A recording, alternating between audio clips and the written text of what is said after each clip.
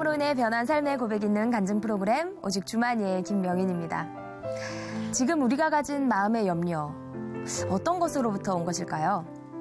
불안하고 두려운 이 마음을 가만히 살펴보면요, 내가 예수님보다 더 많이 잘 알고 있다는 생각이 자리 잡고 있는 것 같습니다. 세상의 모든 키를 갖고 계신 분 누구시죠? 네, 맞습니다. 오늘 이 시간 함께 하시면서 바로 우리의 주인 되신 예수님께 모든 염려와 근심, 걱정 내려놓고 나아가는 시간이 되었으면 좋겠습니다. 아름다운 신앙 간증 프로그램 오직 주만이, 오늘도 주님의 능력으로 복음을 전하는 아름다운 간증들이 준비되어 있는데요. 오늘도 어김없이 이 자리 은혜롭게 채워주신 분들, 춘천 한마음교회 성도님들입니다. 반갑습니다.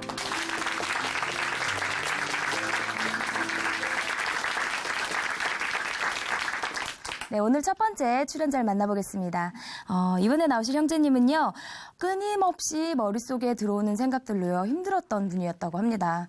증상이 점점 심해져서요, 일상생활까지도 많은 지장을 받으셨다고 하는데요. 과연 형제님을 힘들게 했던 염려와 두려움, 그 실체 무엇이었는지 그 이야기 함께 들어보도록 하겠습니다. 춘천 한마음교회 성수민 형제님, 박수로 모십니다.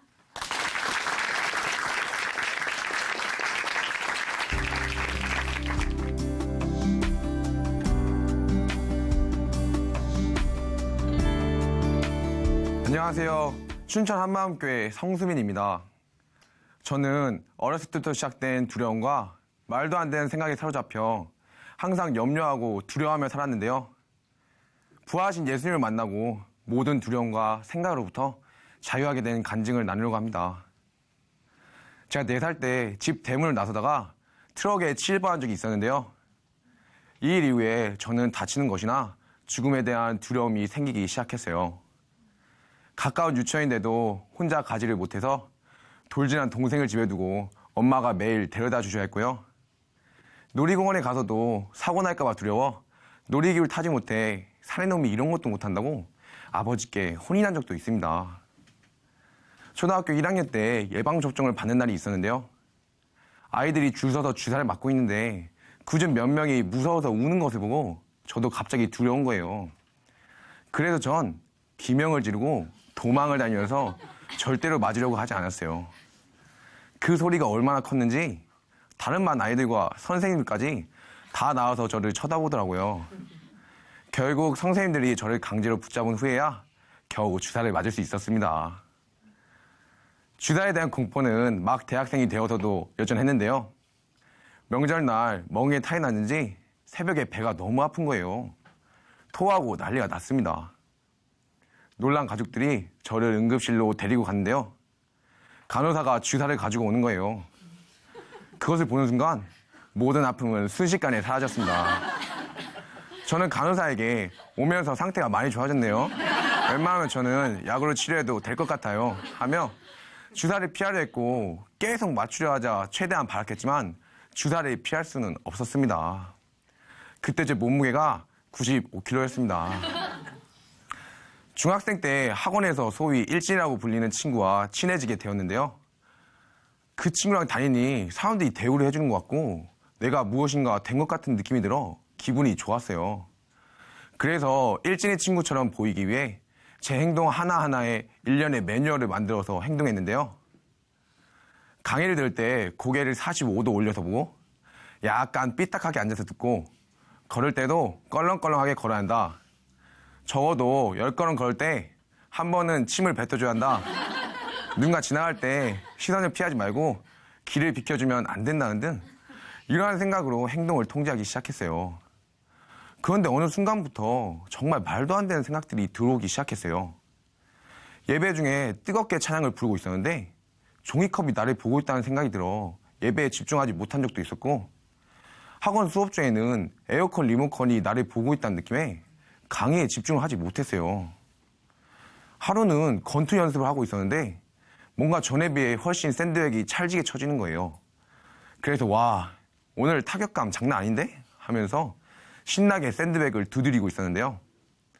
그런데 갑자기 주먹이 안 나오면 어떡하지? 라는 생각이 불현듯 스쳐 지나가는 거예요. 이런 생각이 드니 진짜 주먹이 나가지 않을 것 같은 불안감이 드는 거예요. 아니야, 이건 말도 안 되는 생각이야 하면서 계속 주먹을 휘둘렀지만 방금 전처럼 샌드백이 찰지게 쳐지지 않는 느낌이 드는 거예요. 축구를 하다가도 갑자기 발이 안 움직이면 어떡하지? 라는 생각에 축구를 하다가 나간 적도 있었습니다. 이런 생각은 고3 수능 준비에도 영향을 미쳤는데요. 공부를 하는데 왠지 암기도 잘 되고 문제도 잘 풀리니 이대로만 가면 스카이도 문제 없겠다는 생각으로 공부 내용을 노트에 적고 있었어요. 그런데 갑자기 기억이 안 나면 어떡하지? 라는 생각과 손이 잘 안 움직여서 필기가 잘 안 되면 어떡하지? 라는 생각이 동시에 둘 다 팍팍 머리에 박히는데 그대로 전 굳어버렸습니다. 그토록 잘 되는 공부가 하나도 안 되는 거예요. 전 그 시간부로 공부를 때려쳤습니다.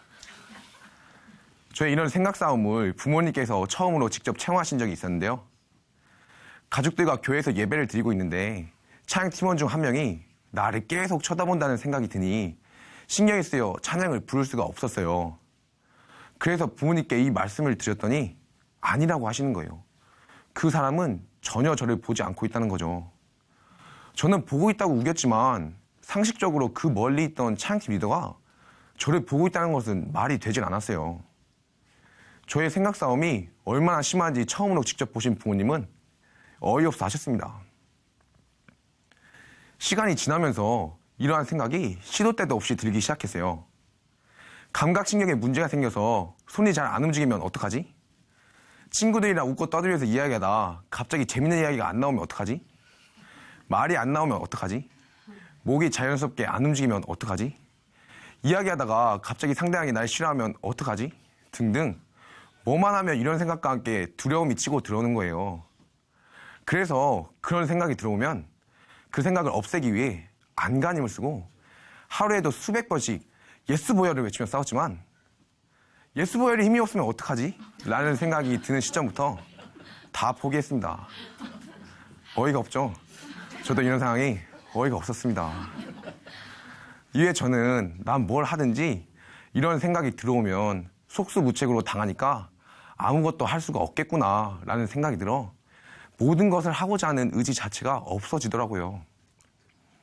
생각 싸움에 지친 저는 아버지께 사정사정해서 병원에서 심리 상담도 받아보고 뇌에 무슨 이상이 있을 거라는 강한 확신으로 병원에서 MRI도 찍어봤지만 아무 이상이 없다고 나오더라고요. 어렸을 때부터 시작된 두려움과 말도 안 되는 생각들은 결국 죽음에 대한 공포로 나타나는데요. 자려고 누우면 다음날 눈이 안 떠지면 어떡하지? 라는 생각에 두려워하면서 부모님이 계시는 침대로 가서 잔 적이 많았고 부모님은 복음성가, 성경 말씀, 기독교 방송 라디오를 틀어가며 기도로 저를 재우곤 하셨어요. 샤워하다가 갑자기 폭탄이 벽에 묻혀있다는 생각이 들거나 화장실에서 일을 보다가 변기칸에 폭탄이 있는 것 같은 생각이 들면 저는 순간 실제로 죽음의 공포를 느끼고 샤워나 볼 일을 빨리 끝내고 나거나 일일이 변기칸을 확인하면서 폭탄이 없는 것을 확인하고 볼 일을 봤어요. 하루는 갑자기 심장이 바늘로 찌르는 듯이 아픈 거예요. 그날 이후로 계속 심장이 멈출 것 같은 공포가 들기 시작하면서 몇 달 동안을 밤잠을 설치면서 지냈습니다. 쥐도 새도 모르게 죽는다는 공포가 엄청났었어요. 뭔가 심장에 이상이 있는 것 같아 병원도 여러 번 갔다 오고 검사도 받아봤지만 그럴 때마다 이상은 없고 아마 스트레스성일 가능성이 크다는 진단만 받았습니다. 우리 교회는 토요일에도 찬양 예배가 있고 이틀 동안 예배를 드리고 하면 주말이 다 지나가요. 정말 주말에 놀 수 있는 시간이 하나도 없는 거예요. 저는 모태 신앙이었지만 이런 것 때문에 교회에 가기가 싫어졌어요. 주말마다 교회 문제로 부모님과 싸우고 교회를 가더라도 예배는 드리지 않고 차 안에서 책을 보거나 잠을 잤어요. 그렇게 말씀을 듣지 못하다가 부모님께서는 저를 저희 교회에서 운영하는 기숙사에 반강제로 넣으셨는데요. 맨 처음에 왔을 땐 여기 왜 와야 하는지도 모르겠고 방학인데 놀지도 못해서 짜증도 나고 그리고 아침도 깨우기 힘들어하던 저에게 새벽을 깨워야 한다는 것은 정말 고역이었어요. 특히 추운 겨울에 새벽 한기는 입에서 절로 육두문자를 나오게 했어요. 어느 날 선생님들과 말씀을 나누는 시간이 있었는데 선생님들 중 가장 대장인 듯한 분이 저에게 오시더니 같이 교제를 하자고 했어요. 저는 어차피 들어갈 것 같아서 이왕 듣는 거 제대로 한번 들어보자는 생각으로 마음을 열게 되었어요. 예수님의 부활 사건을 말씀하시는데 여태껏 교회에서 들어왔던 부활 말씀인데도 불구하고 그날은 전혀 다르게 들리기 시작했어요. 전 성경을 하나의 신화로 보고 있었고 예수님은 신이시니까 부활하는 것이 전혀 놀라운 일이 아니라고 생각하고 있었어요. 그런데 예수님이 역사적으로 실존했던 인물이었고 성경에서뿐만 아니라 다른 믿지 않았던 역사가들의 무덤에서 나와 있는 인간이었다는 것을 말해주시는데 예수님이 우리와 같은 정신과 육체를 가진 인간이었다는 것이 너무 놀랍고 그 인간이 예수가 부활하셨다는 것은 더욱 놀라운 일이었어요.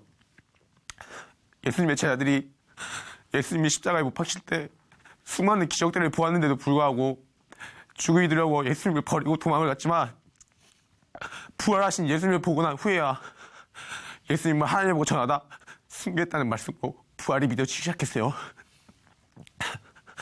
그리고 더욱 저에게 확실히 와닿았던 사실은 바로 예수님의 동생 야고보의 순교였어요.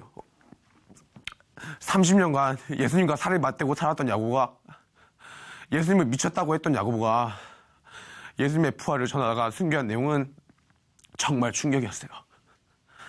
이것을 듣고 나니 예수님의 부활을 사실로 믿을 수밖에 없더라고요.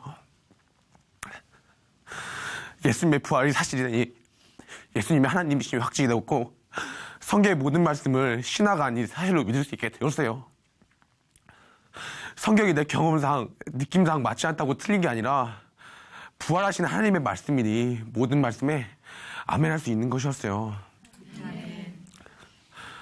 그리고 예수님을 믿지 않는 게 죄라는 말씀 앞에서 제가 그동안 무슨 죄를 짓고 있었는지 보여줬습니다. 하나님의 말씀이라 해도 내 생각과 감정에 맞지 않으면 믿지 못했고 내가 그렇게 기도해도 왜 생각 끊어주지 않냐고 원망했습니다. 내 목숨인 줄 알고 죽을까봐 들매 떨었고 예수님이 주인 되면 내 거 다 뺏어가고 내 자유를 억압할까봐 믿고 싶지 않다고 배척했던 저였습니다. 제가 제 인생의 주인 되어 마음과 육신이 원하는 대로 살았습니다. 저는 마귀보다도 악랄한 죄인이었습니다.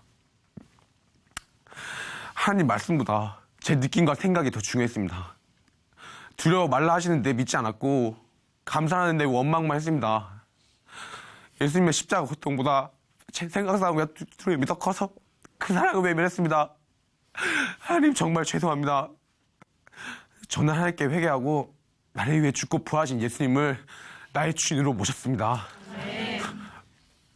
그리고 그동안 내가 했던 엉뚱한 생각들이 내 생각이 아니고 마귀가 넣어주었던 생각이라는 것을 알게 되었어요.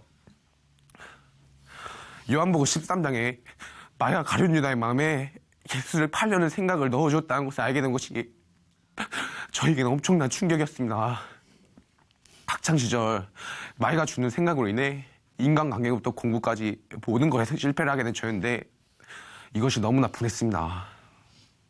마귀가 넣어주는 생각으로 인해 세상의 수많은 사람들이 자기 생각인 줄 알고 고통 속에서 살면서 마귀에게 끌려다니며 살고 있다는 것이 보이기 시작하면서 정말 이 사람들에게 복음을 알리는 게 내 사명이다라는 결심을 하게 되었습니다. 그리고 그동안 내가 했던 엉뚱한 생각들이 내 생각이 아니고 마귀가 넣어주었던 생각이라는 것을 알게 되었어요. 예수님을 주인으로 모셔 난 후 저에게 나타난 가장 큰 변화는 더 이상 생각에 속지 않는다는 것입니다. 여전히 어떤 상황에 부딪히면 옛사람의 습성이 튀어나오는데요. 이것이 이제 내 생각이 아니고 마귀가 넣어준 생각이라는 것이 정확해지니 주인 대신 주님께 의뢰하면 바로 생각이 끊어집니다. 제가 생각 싸움을 너무나 치열하게 하면서 애를 써도 안 될 때는 하나님을 많이 원망하고 제 분에 못 이겨 욕을 한 적도 있었는데요. 그 뒤 히브리서에 한번 빚짐을 받고 타락한 자들은 다시 새롭게 할 수 없다는 말씀에 걸려 나는 이제 영원히 구원을 받을 수 없다는 생각이 들어 중도의 믿음을 포기했었어요. 어차피 나는 하나님을 원망하고 욕을 했으니 다시는 구원을 받을 수 없다는 생각이 저를 지배했거든요. 아무리 이 말씀에 대한 설명을 들어도 내 생각에 감정에 잡혀 절대로 말씀을 받지 못했어요. 그런데 예수님이 주인 되고 말씀을 들으니 이 말씀이 구원이 아니라 상급과 연결된 말씀이라는 것이 정확해지니 그동안의 구원에 대한 불안함에서 완전히 자유하게 되었어요. 어느 날 저처럼 자기 생각에 갇혀서 예수님을 못 믿겠다고 했던 형제님이 예수님을 믿고 나서 마귀는 생각대로 우리를 끌고 가고 예수님은 성경대로 역사하신다는 간증을 했는데요. 너무 동감이 되는 거예요. 그러면서 이 말씀뿐만 아니라 하나님의 모든 말씀에 아멘이 되었습니다. 죽음에 대한 공포 또한 시원하게 해결되었는데요. 그동안 너무나도 무서웠던 죽음이었는데 예수님의 부활로 예수님과 내가 연합되었다는 말씀이 믿어지니까 예수님이 죽음을 이기신 것처럼 저 또한 죽음을 이긴 자가 되어 있음을 알게 되었어요. 세상에서는 죽음이 끝이라고 하잖아요. 그런데 죽음이 영원한 세계로 들어가는 관문에 불과한 것을 알게 되니까 죽음은 두려움이 아니라 소망이었습니다. 히브리서 11장에 나오는 악형을 구차히 면치 않았던 여자들과 애굽의 모든 재물보다 고난을 택했던 모세처럼 이미 예수님과 연합된 나는 저들처럼 살 수 있는 것이 당연한 것이었어요. 이제는 죽으면 영원한 세계가 나를 기다리고 있고 나의 죽음으로 인해 수많은 영혼들이 살아날 수 있다는 말씀을 들으며 순교의 순간에도 죽음을 기쁨으로 받아들이는 사명자의 삶이 바로 저의 삶이 되었습니다. 저는 지금 교회 기숙사에서 지체들과 함께 생활하고 있는데요. 예전에 형제들과 생활했을 때는 일상적인 삶이 불가능했었어요. 저만의 생각에 갇혀서 주변은 신경 쓰지 못하다 보니 자고 있는 형들을 수없이 밟아 많은 형들을 몸부림치게 만들었고 주변에 있는 물건들을 수없이 떨어뜨리고 깨뜨려 파괴 아이콘으로 불리기 시작했어요. 그래서 제겐 블랙야크 데몰리션이라는 딱 들어도 파괴적인 별명이 주어졌습니다. 그리고 사람들이 나를 이상하게 본다는 강박관념 때문에 사람 많은 곳을 피해 다니고 전도는 꿈도 꿀 수 없었어요. 그러나 지금은 교회 기숙사에서 형제들과 문제없이 잘 살고 있고 같이 노방전도도 다니면서 생활하고 있습니다. 또한 수많은 사람들 앞에서 공연을 할 뿐만 아니라 주일학교에서 스텝으로 공동체를 섬기고 있어요. 예전에는 상상도 하지 못했던 일이죠. 이제는 제 앞에 종이컵이 아무리 쌓여있어도 에어컨 리모컨이 사방에 걸려있어도 전혀 신경 쓰지 않습니다. 죽음에 대한 두려움과 마귀가 넣어주는 생각으로 인해 오랜 시간 믿음에서 떠나 정상적인 삶을 살 수 없었던 제가 이제 부활하신 주님 만나 자유하고 정상적인 삶을 살게 되었습니다. 이것이 복음의 능력이며 이것이 부활하신 주님이 지금 저와 함께 하시는 증거입니다. 이제 더 이상 속지 않고 말씀만 반응하며 저처럼 늘리고 포는 자들에게 진리가 주는 자유를 선포하며 복음을 전하는 사명자로 되겠습니다. 감사합니다.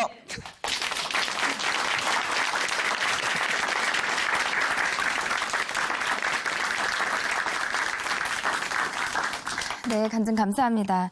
우리와 똑같은 정신과 육체를 가진 인간이셨던 예수님이 장사한 지 사흘 만에 부활하셨습니다. 그런 역사적인 사실이 바로 예수님이 하나님이란 사실을 증거하고 있는 것이죠. 형제님은 이제 마귀가 넣어주는 생각 따위에 굴복하지 않고 두렵지도 않다고 하셨는데요. 부활의 주님께서 형제님의 주인이시니 늘 든든하실 것 같습니다. 오늘 귀한 간증 전해주신 성수민 형제님께 다시 한번 박수 부탁드립니다.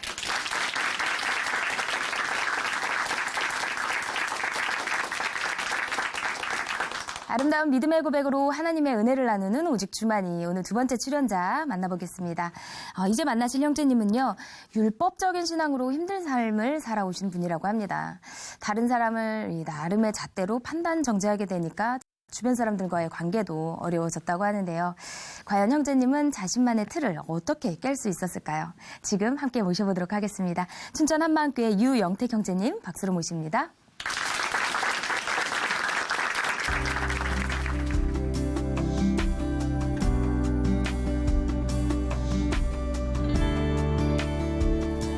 안녕하십니까. 춘천한마음교회 유영택입니다.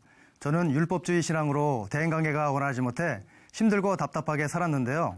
부활하신 예수님을 제 마음의 주인으로 모시면서 맡겼던 대인관계가 뻥 뚫려 날마다 기쁘고 자유로운 삶을 살게 된 하나님의 은혜를 함께 나누려고 합니다.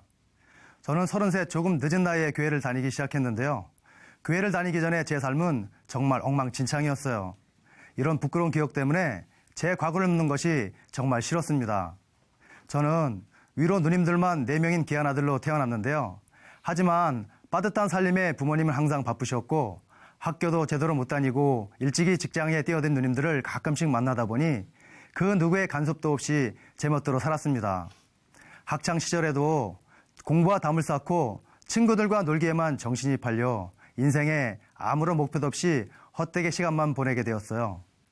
황금 같은 시절은 눈 깜짝할 새에 사라지고 변변한 직장도 없이 어느새 나이는 30을 넘기고 있더라고요.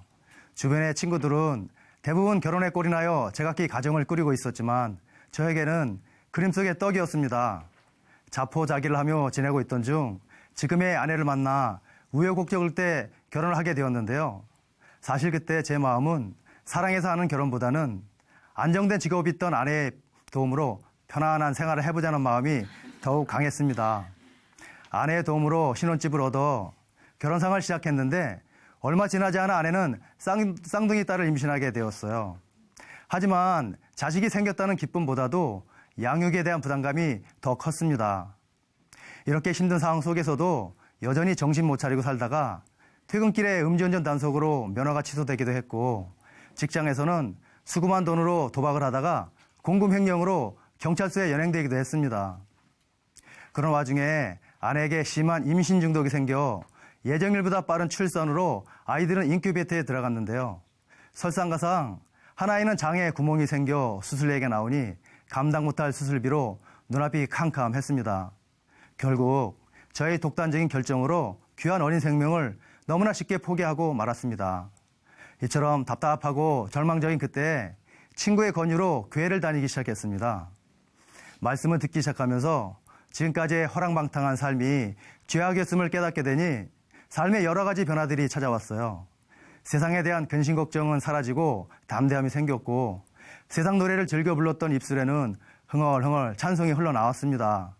이뿐 아니라 평생을 책 한 권 제대로 읽지 않았는데 그 두꺼운 성경을 여러 번 통독까지 하게 되었어요.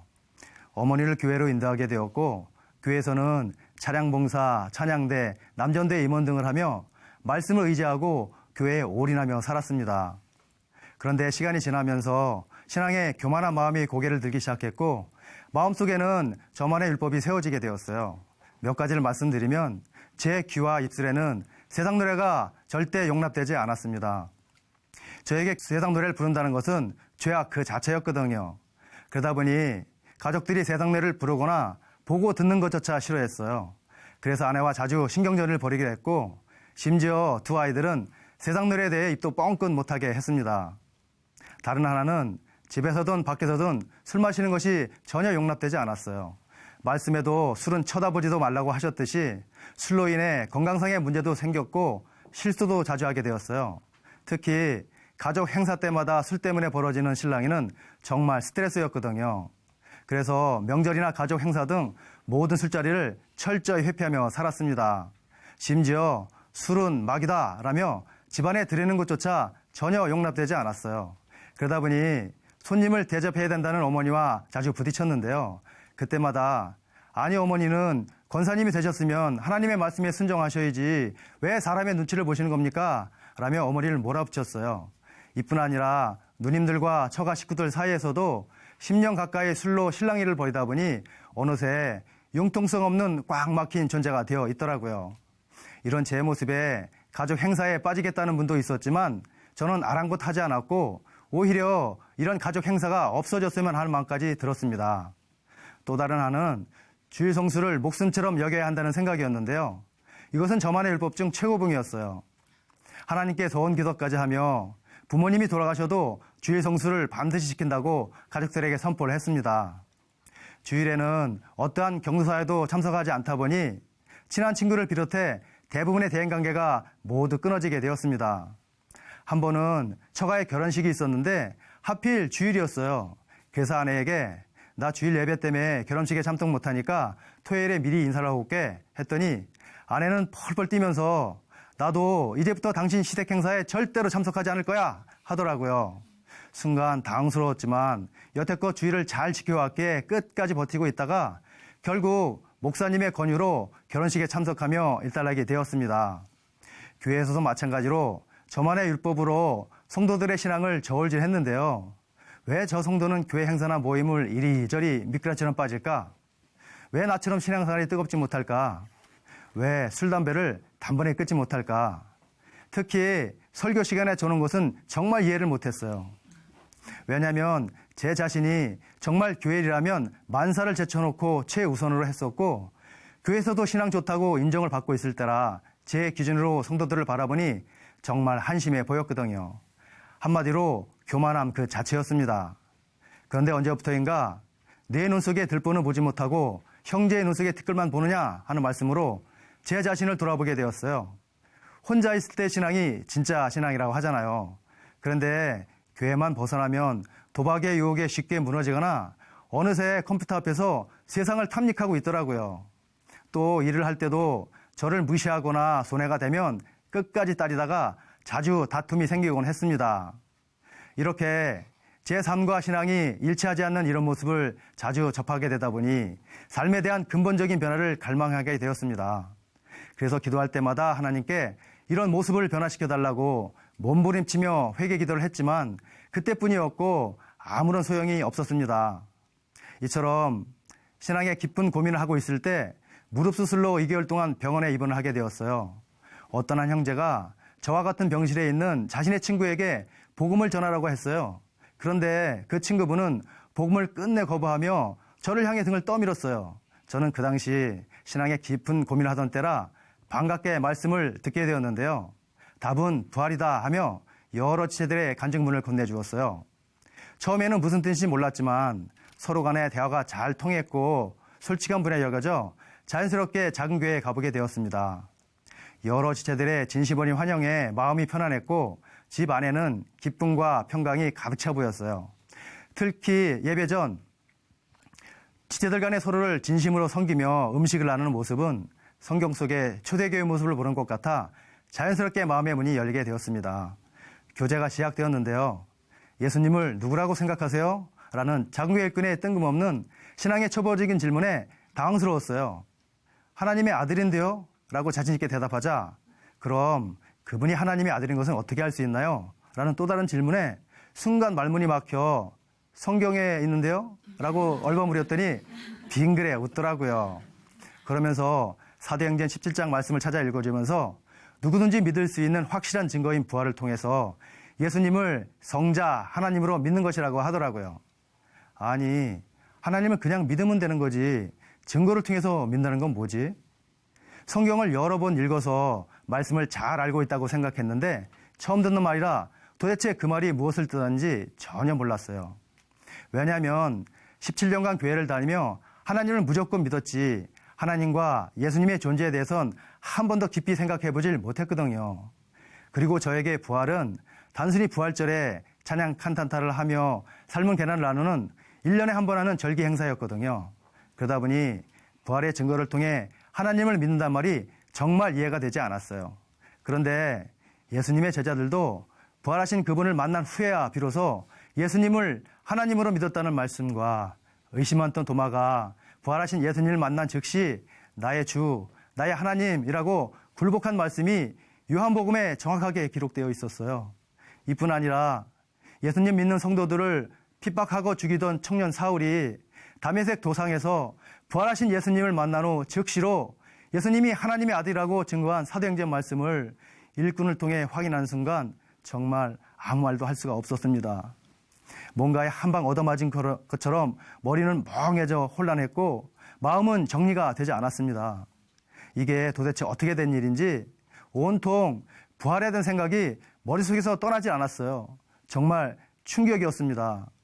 비로소 부활을 통해 지금까지 제 신앙의 실체가 맹목적이고 맹신적인 신념이었다는 것이 깨달아지기 시작했습니다. 연이어 죄에 대한 문제로 충격이 이어졌는데요. 지금까지 기도할 때마다 하나님께 회개했던 수많은 죄들은 하나님의 관점과는 초점이 맞지 않는 회개였어요. 아담부터 시작하여 모든 인류가 똑같이 하나님을 마음의 중심에서 밀어내고 자신이 주인된 죄를 지었더라고요. 이 죄가 너무나 크기에 하나님께서는 독생자 예수님을 이 땅에 사람으로 보내어 십자가에 죽이시고 부활시키셔 우리의 주와 그리스도로 세우신 겁니다. 그럼에도 불구하고 예수님을 주인으로 믿지 않고 여전히 자신이 주인된 이 죄를 하나님 앞에 회개해야 되는 거였어요. 이 죄가 바로 근원적인 죄이며 사단 마귀보다 더 악랄한 죄였습니다. 처음에는 이 죄에 대해서 너무나 무지하고 무감각해 있었는데요.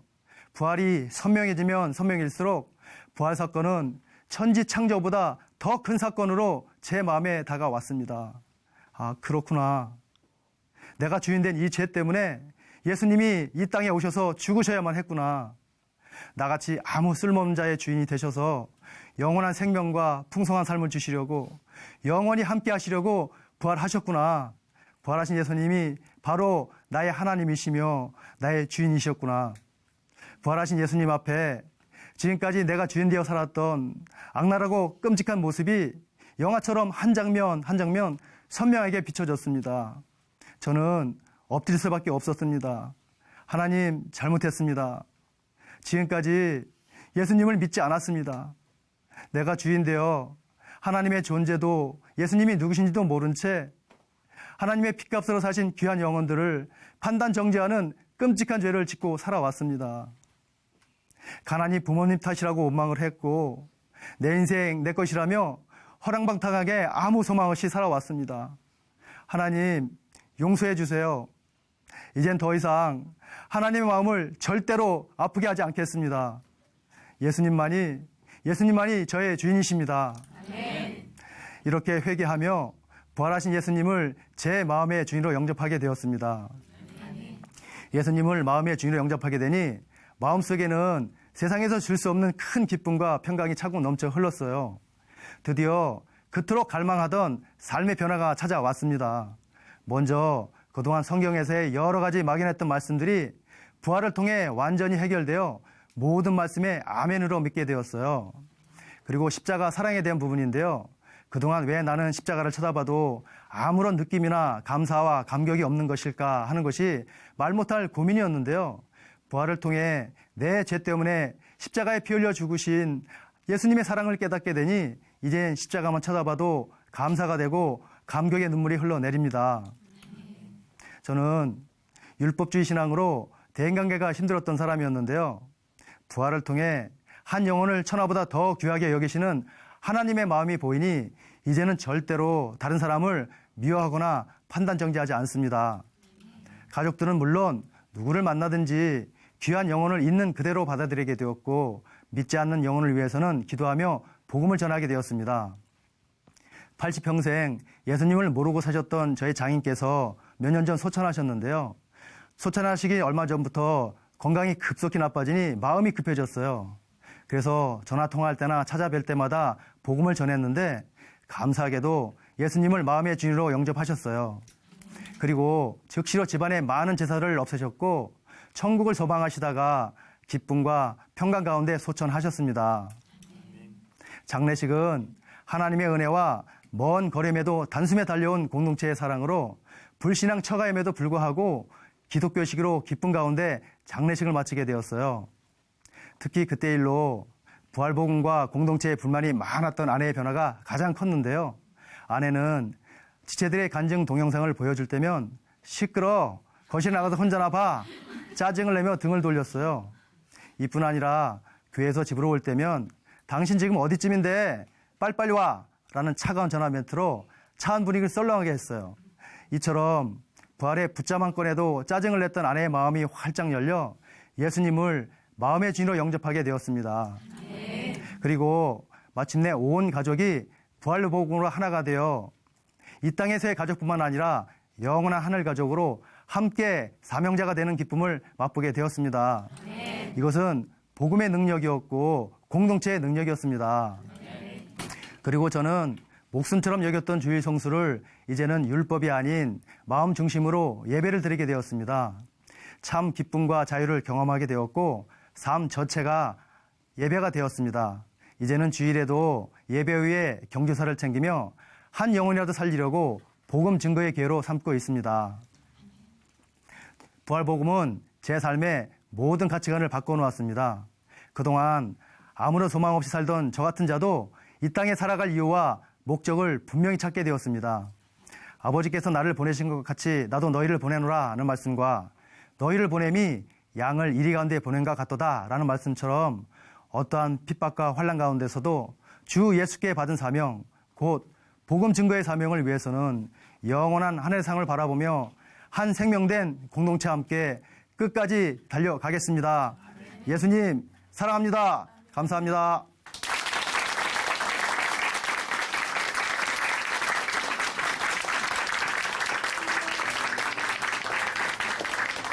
네, 간증 감사합니다. 형제님의 말씀처럼 예수님의 부활로 형제님의 그 가치관과 삶이 모두 송두리째 바뀌게 되었습니다. 그리고 율법 속에서 어쩌면 가장 힘들었을 형제님의 마음도 자유하게 되셨는데요. 형제님의 말씀처럼 영원한 하늘의 상을 바라보며 끝까지 힘차게 전진하시기를 저희도 함께 응원하겠습니다. 오늘 간증 전해주신 유영택 형제님께 다시 한번 감사의 박수 부탁드립니다.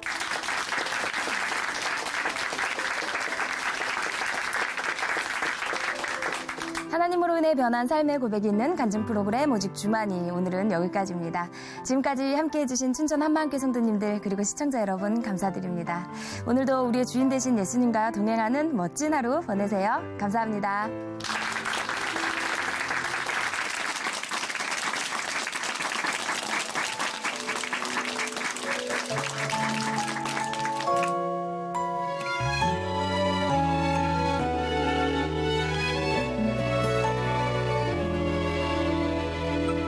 예수 안에 능력 있네. 나 힘이 없어 쓰러질 때도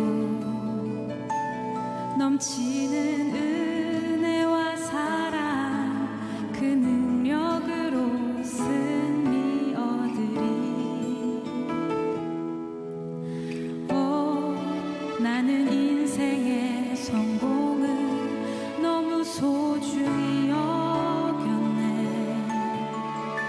세상 명예보다 귀한 주님의 은혜. 오직 예수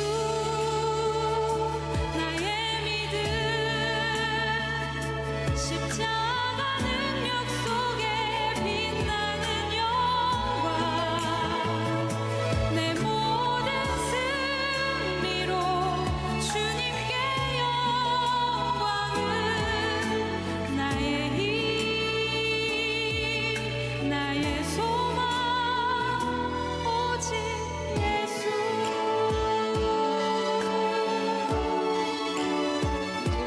예수 안에 영광 있네. 주 은혜로 나 구원 얻었네. 나 오직 주의 은혜로서 내 부족함을 이길 수 있네. 나 이제 세상 명예보다 주님 알기 원해. 주의 축복 감사하며 주의